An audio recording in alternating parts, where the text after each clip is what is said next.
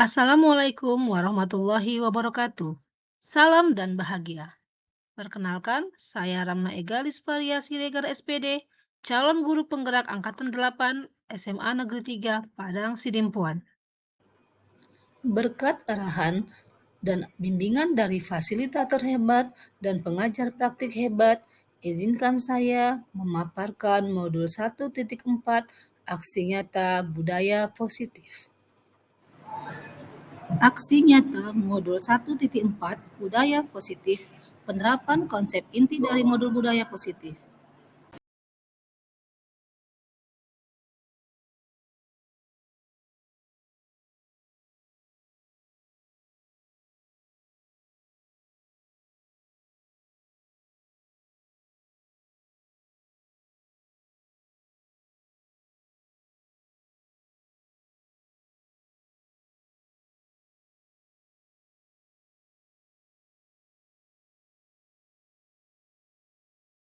Warahmatullahi wabarakatuh.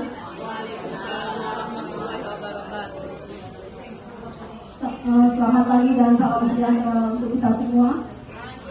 Terima kasih saya ucapkan kepada kepala sekolah dan guru-guru yang sudah menyediakan waktu untuk kami kesiswaan untuk menyampaikan sosialisasi SOP tentang peraturan-peraturan di SMA Negeri 3 dan juga mengenai budaya positif menuju profil pelajar Pancasila. Yang pertama itu ada budaya positif. Mungkin kata budaya positif ini sudah tidak asing lagi bagi Bapak dan Ibu, di mana budaya positif adalah kebiasaan-kebiasaan baik yang akan kita laksanakan dalam proses pembelajaran, baik yang berhubungan dengan siswa, dengan teman sejawat, dengan atasan, dan juga dengan lingkungan sekolah. Budaya positif ini nanti Bapak dan Ibu akhirnya akan berhubungan dengan peraturan-peraturan di sekolah.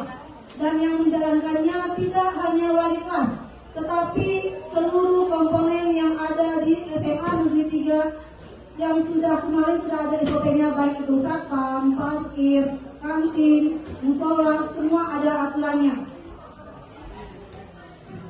Di dalam budaya positif ada beberapa hal yang ingin saya sharing, bukan bermaksud menggurui, hanya berbagi ilmu saja. Di sini ada 6 hal yang dapat saya bagikan kepada Bapak dan Ibu sebelum kita menjalankan budaya positif. Yang pertama ada perubahan paradigma stimulus respon. Yang kedua konsep disiplin positif. Yang ketiga keyakinan kelas. Keempat pemenuhan 5 kebutuhan dasar manusia. Kelima 5 posisi kontrol. Yang keenam segitiga restitusi. Sebenarnya keenam hal ini sudah kita laksanakan semuanya. Hanya saja ada perbedaan-perbedaan istilah. Yang pertama, agar kita dapat menjalankan budaya positif, hal yang pertama sekali kita lakukan adalah perubahan paradigma stimulus respon. Perubahan paradigma stimulus respon untuk membangun budaya positif sekolah harus menyediakan lingkungan yang nyaman agar kita bisa memberikan budaya positif kepada anak-anak dan lingkungan. Lalu agar anak-anak mampu berpikir, bertindak dan mencipta dengan merdeka, mandiri dan bertanggung jawab. Salah satu strategi yang perlu ditinjau ulang adalah bentuk disiplin yang dijalankan selama ini di sekolah-sekolah. Jadi selama ini misalnya paradigma kita. Salah satu contoh adalah siswa terlambat. Tahun yang lalu kita masih memberikan poin kepada anak-anak. 3 kali terlambat baru kita menuju wali kelas. Setelah 3 kelas, wali kelas akan mengalihkan kasus kepada BK. Setelah 3 kali itu kita akan melemparkan dari BK ke kesiswaan. Untuk tahun ini kita akan merubah paradigma stimulus respon, di mana kita akan bertindak tegas kepada anak-anak. Dan tahun ini nanti akan dijelaskan juga di dalam peraturan piket, di mana sekali ada terlambat, piket akan mendata dan memberi teguran saja. Jadi dalam memberikan teguran itu, disinilah budaya positif kita, Ibu, Bapak, dan Ibu. Kita tidak boleh memarahi anak. Nanti kita akan coba menjadi seorang teman. Kita tanya kepada mereka, kenapa mereka terlambat. Dengan intonasi yang lembut, sebagai seorang pendidik, sebagai seorang ayah, seorang ibu, kita coba tanya, Kenapa terlambat? Apa alasannya? Itu di proses pertama. Di proses yang kedua, nanti apabila anak terlambat, itu piket akan memberikan data kepada wali kelas dan langsung pemanggilan orang tua. Kalau di tahun lalu kita berpikir nanti saja panggilan orang tua kita dulu yang bisa, tapi ini tidak. Kenapa? Ternyata kontribusi orang tua itu sangat penting untuk kita. Kenapa? Karena setelah beberapa kali diwawancara anak-anak dan dipanggil orang tua, ternyata anak ini cepat dari rumah. Orang tua sudah kenal, oh anak saya jam 6:30 sudah berangkat. Jadi mereka tenang. Ternyata si anak yang melakukan hal-hal lain sebelum menuju ke sekolah. Jadi kita langsung panggil orang tua. Kita rubah paradigma itu. Kalau dulu 3 kali baru panggil orang tua, ini tidak. 2 kali terlambat, tiket buat data, langsung ke wali kelas dan wali kelas. Pada hari itu juga memanggil orang tua siswa. Lalu setelah 3 kali anak terlambat, tetap tugas piket, di sini piket sangat berperan sekali. Piket mendata, setelah piket mendata, dilaporkan ke wali kelas, lalu wali kelas akan memanggil TK, ahli data istilahnya, dan langsung ke TK. Tidak ada lagi seperti kemarin 3 kali dari wali kelas langsung ke TK. Ini enggak. Setelah 1 kali dari wali kelas, pemanggilan orang tua dengan surat pernyataan, apabila si anak tetap terlambat, ternyata dia perlu bimbingan khusus lagi. Siapa orangnya? Guru BK. Karena mereka yang lebih tahu psikologi anak-anak di usia remaja atau di usia SMA. Lalu nanti di BK, apabila dia terlambat lagi selama 4 kali, maka tetap guru piket didampingi wali kelas, didampingi BK akan membawa kasus ini ke bagian kesiswaan. Jadi langsung dia tahapnya. Jadi anak-anak tidak berlama-lama lagi kita kasih poin untuk terlambat. Kalau tahun lalu sampai 9 kali poin baru masuk ke kesiswaan, ini tidak. Cukup mereka kita kasih waktu hanya 3 kali. Tidak ada yang keempat kali langsung masuk ke kesiswaan, diproses. Apabila memang masih lagi perlu perlakuan khusus, maka akan kita panggil lagi wakil kurikulum dan kepala sekolah untuk mendapatkan pendapat dari mereka bagaimana cara menangani anak-anak yang terlambat. Itu dia untuk yang pertama, merubah paradigma stimulus kita. Lalu paradigma apa lagi? Paradigma capek. Jangan seperti itu. Di budaya positif ini kita tinggalkan kata-kata capek. Itu urusan dia. Tidak. Kenapa? Karena kita semua sama-sama memiliki tanggung jawab untuk mendidik si anak atau untuk merubah si anak menjadi yang lebih baik. Kalau di sekolah kita dengan tidak datang terlambat, dengan mengerjakan tugas, dengan datang dengan tidak keluar seenaknya di kelas, itu sudah melakukan budaya-budaya konsep disiplin positif. Lalu seperti yang sudah disampaikan saat IHT, yaitu adalah keyakinan dan kesepakatan kelas. Tidak terkhusus untuk guru-guru kelas 10. Guru-guru kelas 10, 11, dan 12, mari kita sama-sama membuat kesepakatan kelas. Apa gunanya? Agar si guru dan siswa sendiri memiliki tanggung jawab. Tanggung jawab apa? Tanggung jawab peraturan yang sudah kita sepakati di kelas. Apa-apa saja itu. Kalau kita sudah sepakat, tidak boleh terlambat. Siswa tidak boleh terlambat. Otomatis guru juga tidak boleh terlambat. Lalu misalnya mengerjakan tugas. Siswa budaya positif siswa mengerjakan tugas. Gurunya juga seperti itu, mengerjakan tugas. Lalu yang keempat, pemenuhan 5 kebutuhan dasar manusia. Di sini saya baru saja mendapatkan sedikit ilmu, hanya sedikit, bahwa ternyata ketika anak-anak kita melakukan ketidakdisiplinan ataupun melakukan kesalahan, ternyata ada beberapa kebutuhan mereka yang tidak terpenuhi. Apa-apa saja itu? Yang pertama, kebutuhan untuk bertahan hidup. Lalu ada kebutuhan cinta dan kasih sayang. Ada kebutuhan kebebasan, ada kebutuhan kesenangan, dan ada kebutuhan penguasaan. Biasanya kalau di sekolah, anak-anak itu yang mereka butuhkan pada umumnya adalah cinta kasih sayang. Jadi mereka butuh perhatian. Makanya mereka mencoba mencari-cari masalah atau membuat tidak mengikuti peraturan agar dia diperhatikan guru. Oke, mungkin ini hanya sekedar saja ya Bapak dan Ibu.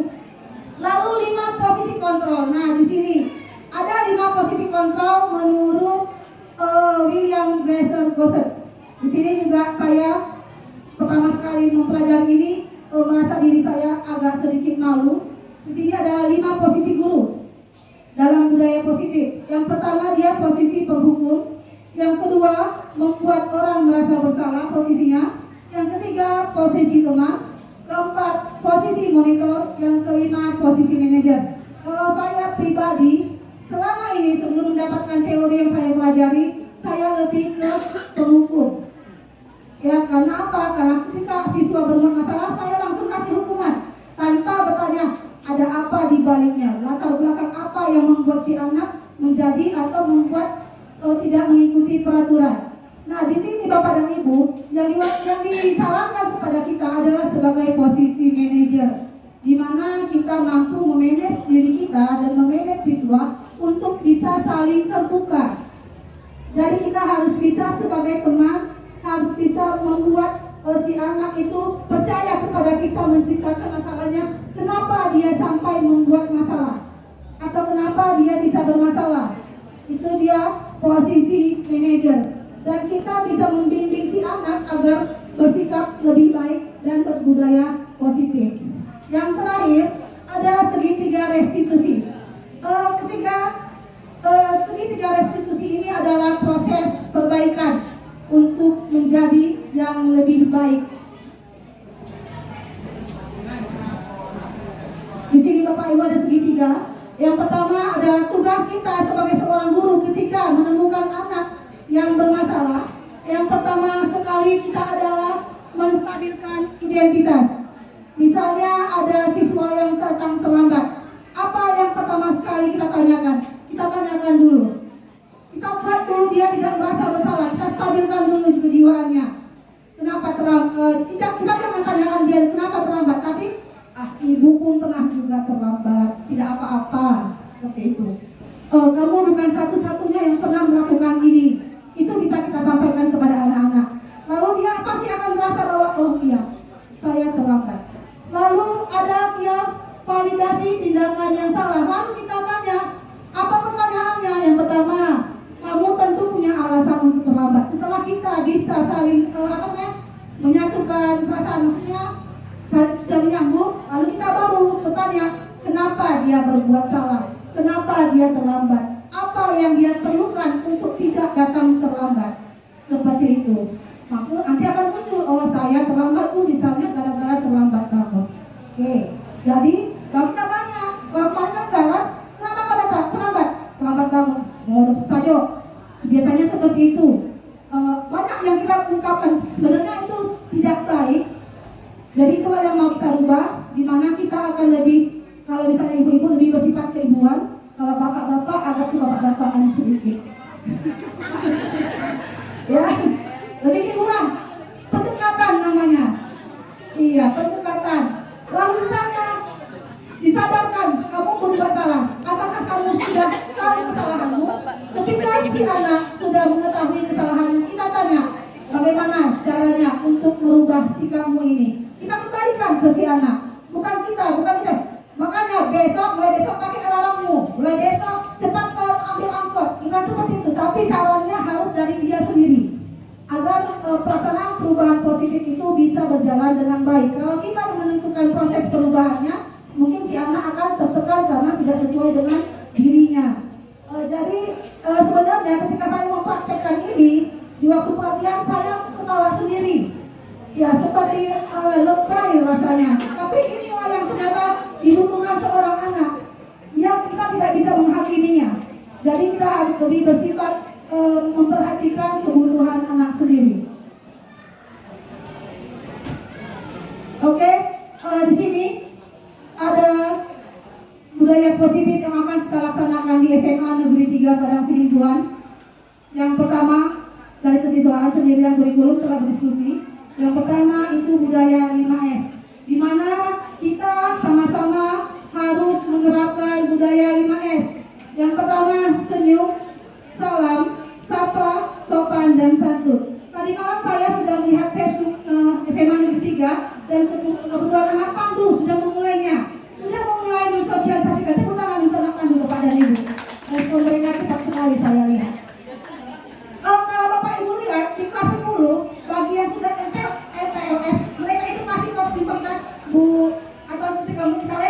mereka dulu, mereka berdiri. Itu beberapa kelas 10 sudah melaksanakannya. Jadi di sini bagi Bapak dan Ibu wali kelas dan juga Bapak guru mata pelajaran, ini mari kita budayakan 5S dari kita dulu. Jangan nanti ketika kita mulai kelas, masuk kok. Ini jangan seperti itu. Tapi coba disenyum. Masuk nak, sudah dengar bel dengan senyuman. Seperti itu, diusahakan. Ya, kita suka dengan senyum. Lalu kita sadar bisa masuk nak, sudah dengar bel seperti itu. Jangan lagi kita budayakan budaya kita yang seperti harus marah-marah atau negatif seperti itu. Maaf ya Bu, gitu. Ini yang saya pelajari. Seperti itu. Ayo kita coba seperti itu. Jadi ketika ada anak, apapun masalahnya, apapun situasinya, coba diawali dengan senyuman. Kenapa? Karena kalau kita sudah mengawali dengan senyuman, hati kita sama-sama ini enak gitu dia. Ibu itu merespon saya dengan senyum. Otomatis dia juga akan respon kita dengan senyum. Kalau kita tidak senyum, dari jauh saja mereka sudah lari. Marah ibu ini. Lari mereka ini enggak, tunggulah itu manis sekali senyumnya. Seperti itu. Tunggulah itu Bapak Rizky, biasanya senyum. Boleh seperti itu.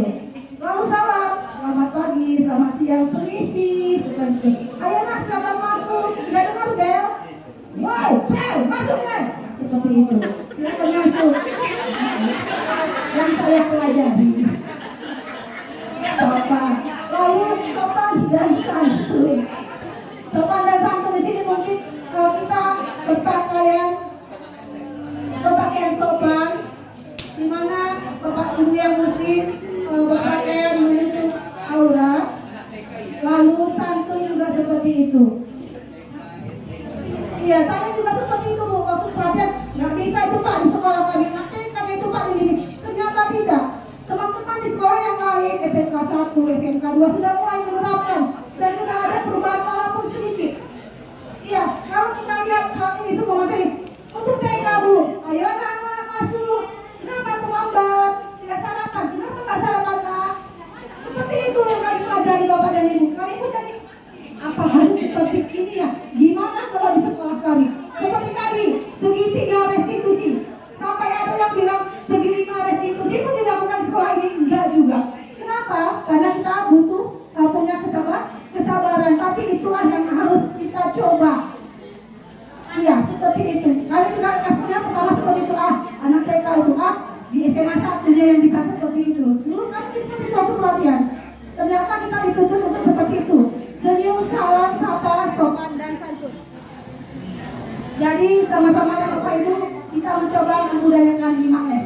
Yang kedua, ada budaya malu. Kalau kita akan menerapkan budaya malu, nanti akan kita diskusikan lagi budaya malu seperti apa. Dan mungkin ini nanti akan kita ada apakah ke bagian sarfas untuk membuat spanduknya. Saya malu. Malu kenapa? Datang terlambat. Malu kenapa? Berpakaian tidak sesuai SOP. Mungkin SOP pakaian belum disosialisasikan. Mungkin nanti akan disosialisasikan oleh Ibu Sri Handayani. Seperti apa kita berpakaian di hari Senin? Seperti apa kita berpakaian di Selasa sampai dengan Sabtu? Ada semua SOP-nya. Lalu saya malu jika berkata kasar dan tidak sopan, apalagi kepada siswa. Kita sebagai seorang pendidik harus menjadi contoh kepada anak-anak. Bagaimana anak-anak kita tidak berkata kasar kalau kita sendiri berkata kasar. Jadi kita ingin memberikan contoh. Yang keempat, tidak mengerjakan tugas. Kelima, terlalu sering izin. Keenam, saya malu jika tidak memiliki teman. Mungkin ada beberapa teman yang mungkin masih memilih-milih teman itu baru. Lalu saya malu jika pulang lebih awal. Dari beberapa hal yang 7 ini, mungkin saya sendiri banyak yang saya kerjakan di sini. Tapi saya akan berusaha dan mengajak teman-teman juga berusaha untuk tadi merubah mindset kita menjadi hal yang lebih positif lagi. Seperti itu Bapak dan Ibu. Lalu kita sudah ada budaya literasi. Ini adalah budaya positif yang akan kita laksanakan.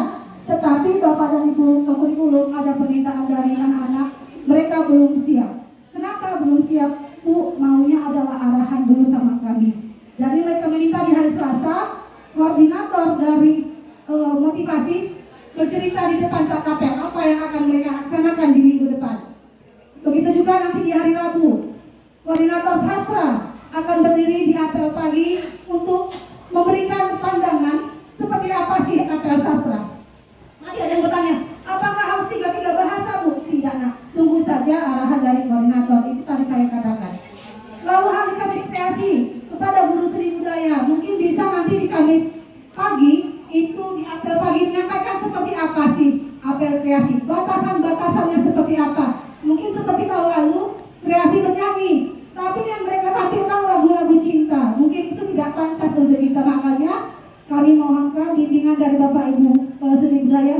Seperti apa sih penampilan yang wajib atau penampilan yang baik untuk tingkat SMA. Lalu ada Jumat Rohani, ini sudah cukup baik, di mana kita pelaksanaannya dari awal pertama sampai semalam Jumat itu sudah berjalan dengan baik dengan bimbingan dari Bapak Ibu guru agama. Lalu Sabtu sehat. Nah, ini ada pertanyaan. Siapa Bu pelaksananya? Apakah ini per kelas ataukah ada petugas khusus yang ditunjuk oleh guru olahraga? Dan Bu, pakaian kami seperti apa? Mungkin nanti Bapak Ibu guru olahraga bisa berkoordinasi dengan kami dan kurikulum seperti apa.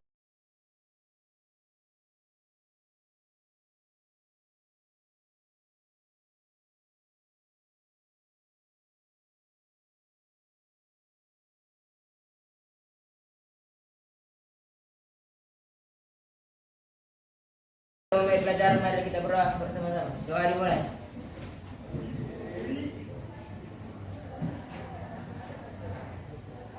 Doa selesai.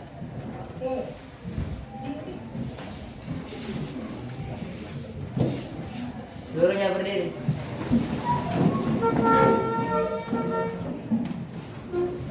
Kepada ibu guru kita beri salam.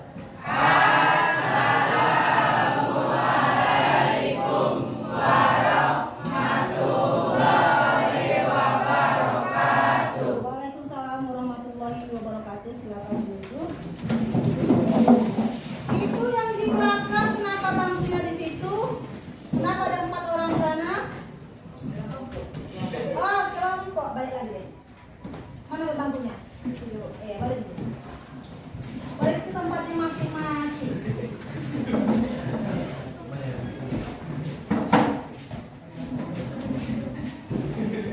Oke, silakan duduk dulu.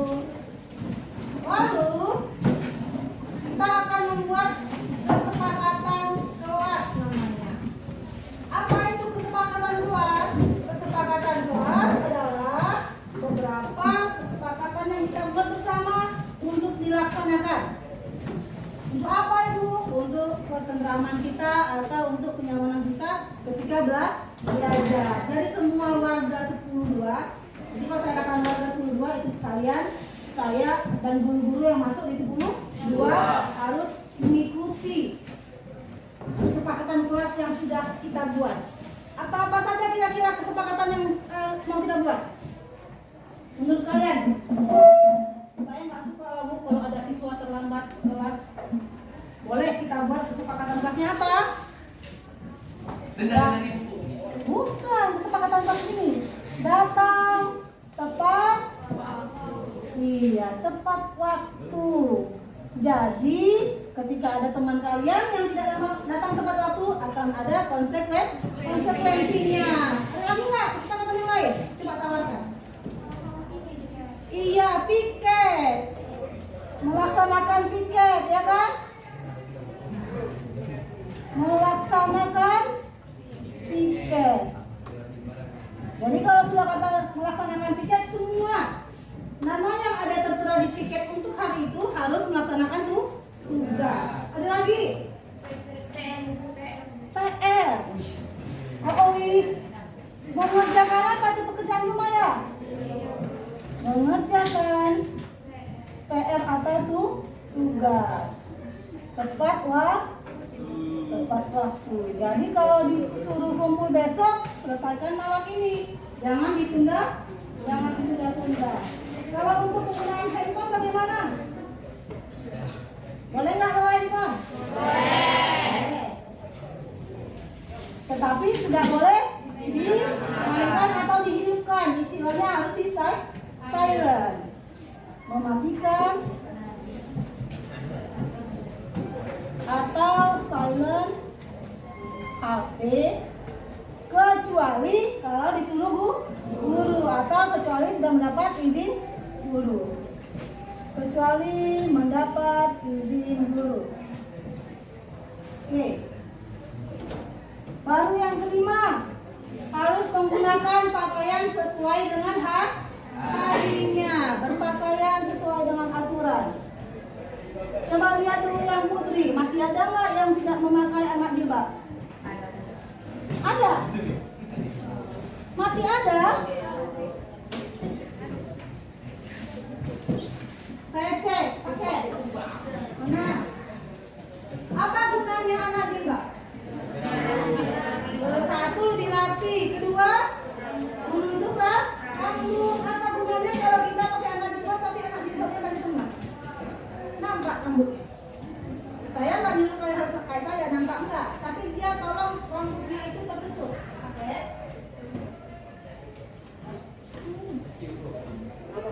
Daripada saya lalu pakai jilbab. Kemana? Yuk, oke.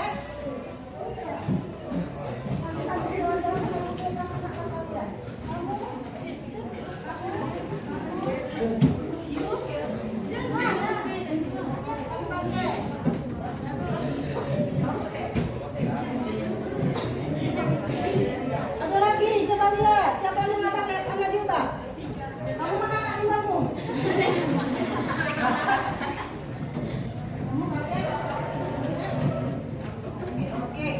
Berarti hari ini di kelas kita ada 2 orang yang tidak menggunakan anak jilbab. Berarti ada 2 orang yang tidak mengikuti peraturan. Oke.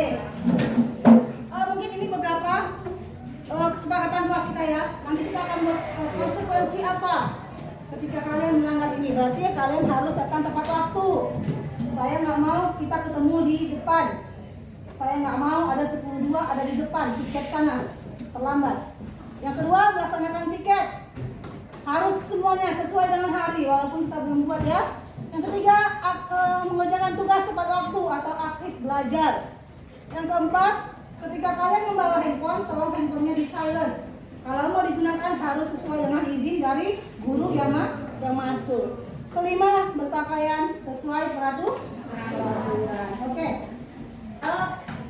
Seperti guru-guru lain, silakan lagi menggalak-galakkan ini P5 ya. Baiklah, tadi kita sudah membuat kesepakatan kelas. Sekarang kesepakatan itu akan ditempelkan oleh ketua kelas kita. Silakan ketua kelas.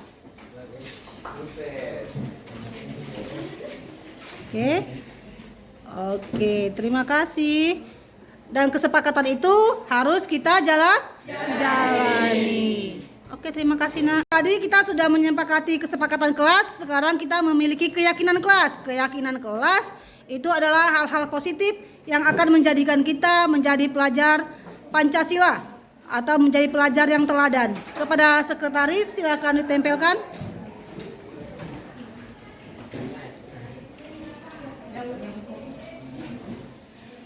Oke, baik. Terima kasih kepada sekretaris kelas. Jadi mari sama-sama kita kelas 10-2 melaksanakan kesepakatan kelas dan keyakinan kelas kita agar kita menjadi siswa yang the best. 10-2 harus the best. Mari sama-sama ucapkan 10-2 the best. 10-2 the best. Sekali lagi. 10-2 the best. Oke, baik, the best dalam segala macam peraturan yang bersifat positif. Oke, terima kasih.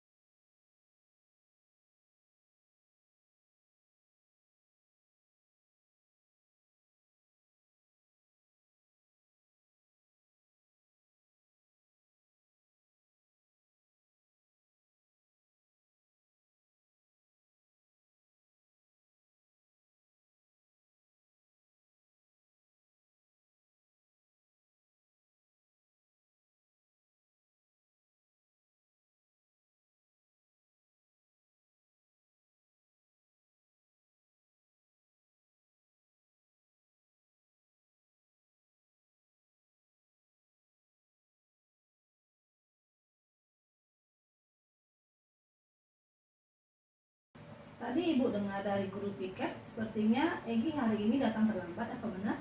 Benar.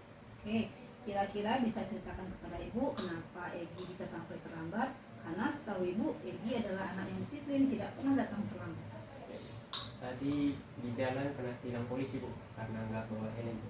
Selain itu, Egi juga tadi berangkat telat, terus terburu-buru makanya tinggal helmnya. Oke, kira-kira kenapa Egi bisa terlambat berangkat? Oh, tadi malam begadang Bu, jadi telat bangun Bu. Begadang. Egi tahu kan kesepakatan kelas kita masuk kira-kira jam berapa? Tahu Bu, Jam berapa kira-kira? jam 7.30. 7.30. Menurut Egi, apa yang sudah Egi lakukan tadi pagi, apakah itu tindakan yang benar atau yang salah? Salah Bu. Oke, kalau Egi tahu itu tindakan yang salah, kira-kira apakah Egi mau berubah? Mau Mau. Untuk berubah, kira-kira apa yang bisa Egi lakukan? kedepannya Egi akan lebih cepat tidur, terus lebih disiplin, dan berangkat lebih awal ke sekolah. Oke, baiklah. Ibu sangat senang sekali mendengar kalau Egi sudah mengetahui kesalahan Egi dan sudah mau untuk berubah ke depannya agar tidak terlambat lagi untuk datang ke sekolah. Oke, baiklah nak, kalau seperti itu kamu boleh kembali ke kelas. Oke, terima kasih. Oke nak, tutup pintunya nak. Oke, silakan duduk.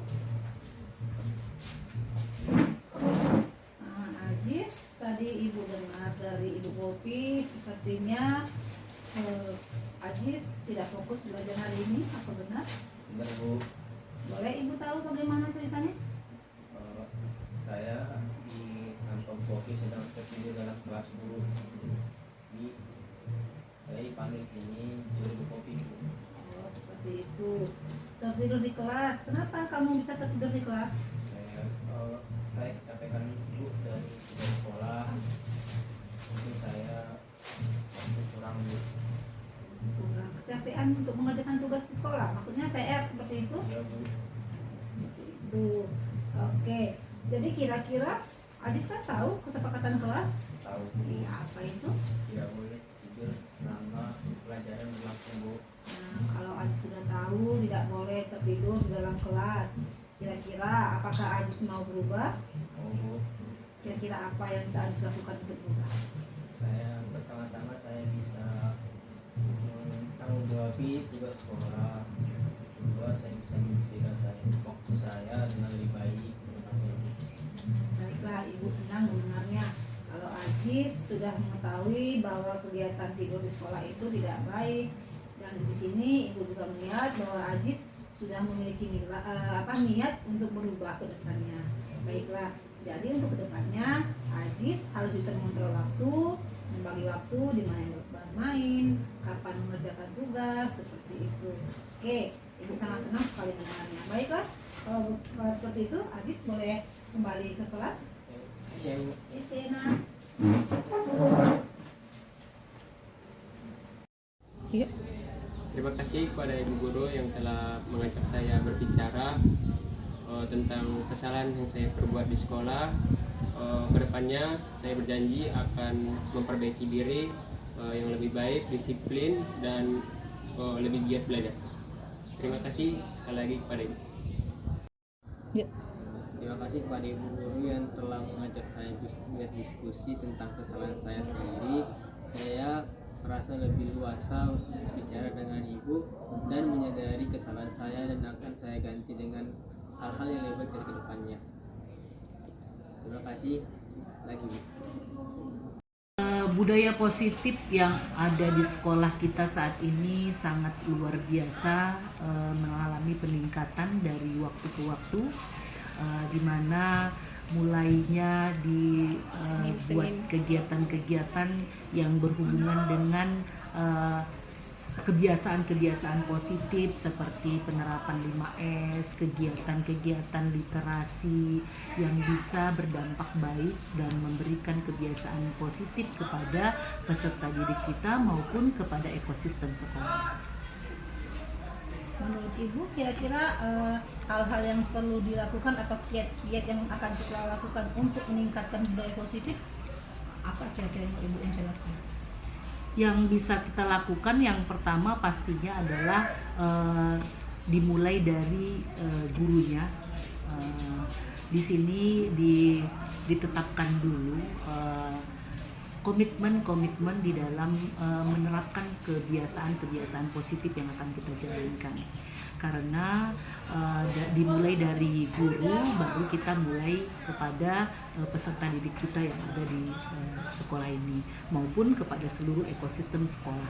Jadi kebiasaan positif yang dilakukan oleh guru itu berdampak luar biasa kepada kebiasaan yang terjadi pada ekosistem sekolah. Kedepannya harapan apa yang ingin Ibu dapatkan dari budaya positif di sekolah? Menurut Ibu, harapan apa yang Ibu miliki untuk kegiatan budaya positif di sekolah? Ya, di sini saya sangat berharap kepada Ibu Ramna Egalis Faria untuk terus menggalakkan atau terus menerapkan kebiasaan positif atau budaya positif di lingkungan sekolah kita, bukan yang bersifat sementara tapi konsisten, yang terus ditingkatkan supaya ini bisa menjadi kebiasaan yang membudaya di SMA Negeri 3 Padang Sidempuan. Oke, baiklah, terima kasih kepada Ibu yang sudah memberikan tanggapan mengenai budaya positif sekolah. Terima kasih. Bagaimana pendapat Ibu tentang pengembangan budaya positif di sekolah? Untuk SMA Negeri 3 Padang Sidimpuan, saat ini kami sudah mengembangkan budaya positif yang dilaksanakan di awal masuk siswa. Jadi ada sekitar 15-20 menit setiap siswa itu berbaris atau apel pagi yang masing-masingnya hari sudah dibagi. Untuk hari Selasa kita mulai dengan budaya motivasi, di hari Rabu ada sastra, sedangkan di Kamis itu ada kreasi. Untuk hari Jumat di sekolah kita ada istilahnya untuk keagamaan rohani, untuk kerohanian, sedangkan untuk hari Sabtu kita ada budaya sehat jasmani dan rohani. Menurut Ibu, apakah budaya positif itu penting kita galakkan di sekolah? Kira-kira Ibu? Sangat penting kan? Kenapa? Kita bisa melihat potensi dari siswa. Sebenarnya siswa kita itu minat yang mana di antara budaya-budaya positif untuk meningkatkan kreativitas atau minat mereka muncul gitu. Oke, baiklah Ibu. Ada lagi Bu, kira-kira tips-tips yang bisa kami lakukan untuk meningkatkan budaya positif di sekolah? Banyak sih. Menurut saya itu guru yang bertanggung jawab sebagai koordinator hendaknya lebih giat untuk mencari bibit-bibit tersebut di masing-masing kegiatan. Atau misal kita mengundang dari lembaga lain yang mendukung, semisal sastra ya bisa kita mengambil dari kebudayaan untuk memotivasi siswa-siswa kita di sini. Oke Bu, terima kasih atas informasinya. Semoga literasi di SMA Negeri 3 Padang Sidimpuan dapat terlaksana sampai di tahun-tahun berikutnya. Terima kasih atas informasinya Ibu. Sama. Bagaimana pendapat Ibu tentang budaya positif di sekolah? Oke, masalah budaya positif di sekolah sangat bagus diterapkan di sekolah kita ini. Salah satu manfaatnya yang pertama, siswa disiplin dalam hal waktu. Yang kedua, siswa bisa disiplin dalam hal menerapkan tata tertib sekolah. Yang ketiga, selain siswa, guru juga bisa disiplin dalam hal waktu. Kemudian proses PBM bisa berlancar dengan baik. Kemudian apa yang kita terapkan itu bisa tercapai. Oke, menurut Bapak bagaimana tentang pengembangan budaya positif di sekolah? Ya, itu hal yang memang harus diterapkan di sekolah. Setiap sekolah itu harus ada budaya positifnya, sehingga siswa dapat menerima budaya yang akan mereka terapkan dalam kehidupan sehari-hari. Ya, dan untuk menerapkan itu, semua komponen sekolah itu harus ikut andil dalam membudayakan sesuatu yang baik dalam sekolah itu, seperti misalnya setiap berjumpa bersalaman ataupun mengucapkan kata-kata salam. Itu seperti di sekolah kita ini ada 5S itu kan, senyum, salam, sapa, ya, sopan dan santun. Ya seperti itu ya, itulah yang harus diterapkan di sekolah karena budaya itu nanti akan menjiwai kepada mereka sehingga mereka dapat menerapkan di dalam lingkungan sehari-hari. Mungkin demikian saya jawaban dari saya. Terima kasih. Bagaimana pandangan Bapak tentang budaya positif di sekolah? Menurut saya budaya positif di sekolah perlu ditingkatkan, apalagi untuk tingkat pelajar supaya mereka lebih disiplin lagi, terutama dalam waktu untuk datang cepat. Ya, kemudian perlu ditingkatkan dalam budaya positif itu supaya anak-anak lebih disiplin lagi dan lebih giat dalam melaksanakan pembelajaran. Terima kasih. Bagaimana pendapat Ibu mengenai budaya positif di sekolah? Menurut saya sangat baik ya jika dibudayakan di lingkungan sekolah, apalagi budaya positif ini kan merupakan kesepakatan antara siswa dengan pihak sekolah. Jadi apabila dibudayakan dengan baik, maka nilai-nilai karakter siswa diharapkan akan terbentuk pada sendirinya. Menurut saya budaya positif di sekolah memang harus dikembangkan untuk mengembangkan karakter siswa supaya lebih baik, supaya lebih sopan santun terhadap guru.